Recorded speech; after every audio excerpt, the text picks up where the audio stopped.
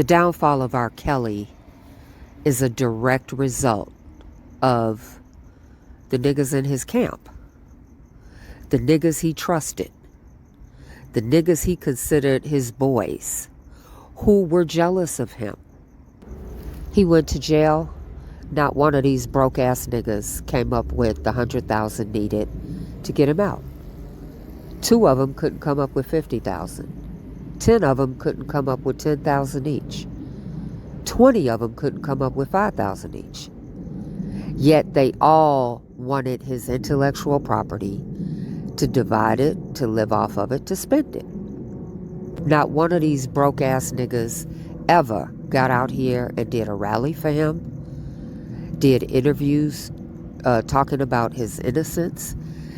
They did nothing for 5 fucking years but stay quietly in the background and plot and plan how they were going to leave him in there and how they were going to divide his shit up. It's not an accident that all of this intellectual property was in the hands of Don Russell and Keith. And nobody even attempted to get the shit back from Don. Keith had been over Don's house many times having meetings. I know that because I was on the phone with June when he was on his way over. I would be on the phone with Bruce when he was on his way over. And they would say, oh, Keith is here. Let me call you back. So Keith knew where he lived. Keith had meetings with Don and his mother.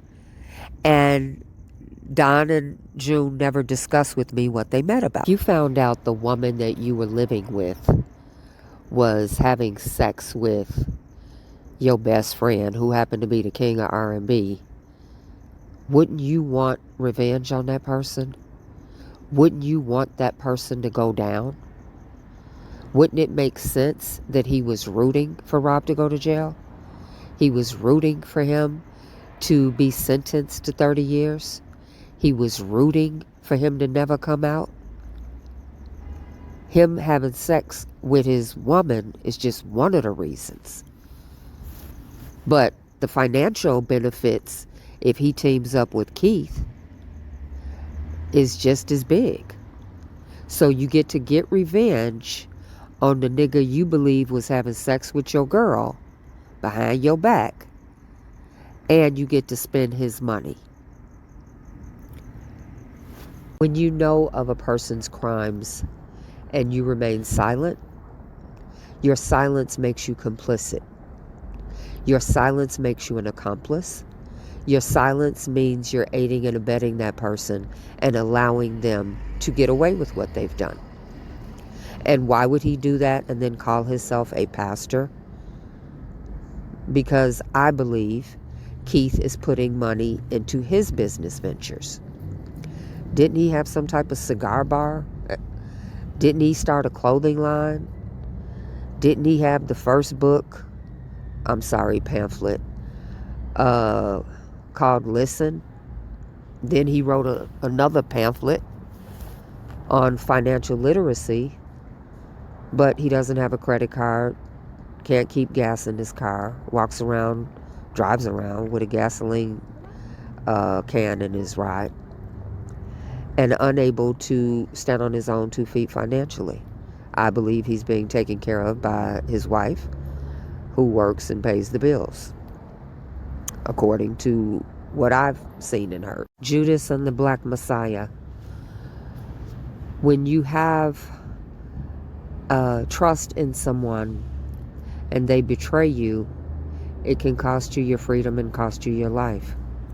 Robert put his royalties and his power of attorney and his intellectual property in the hands of Keith.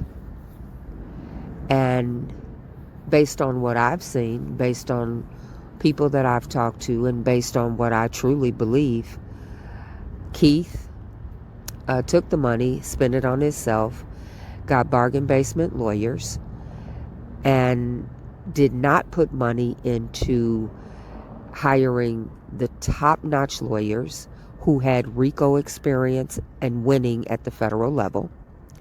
He did not hire a competent professional private investigator. He got a jackass off of YouTube. He did not put money into having experts at the trial, forensic experts, having a good, solid witness list. If lawyers do not have the money to mount a proper defense, it's an automatic loss. So the person that controls the purse controls the outcome of the trial. You can't go up against the feds on a shoestring budget. And Keith choked off the money, choked off the purse. He's the only person that knows what came in. He's the only person that knows what went out. He'll tell you there was no money in. Yet, he went from a blue-collar job. People that know him say he worked in the warehouse, the graveyard shift, making, blue-collar money. And once he took control of Rob's money, he bought new cars, Mercedes truck, Lexus, moved into a new house, new jewelry, new clothes, slingshot. He was able to go to New York for 6 weeks and stay in the Marriott at $300 and some odd a night.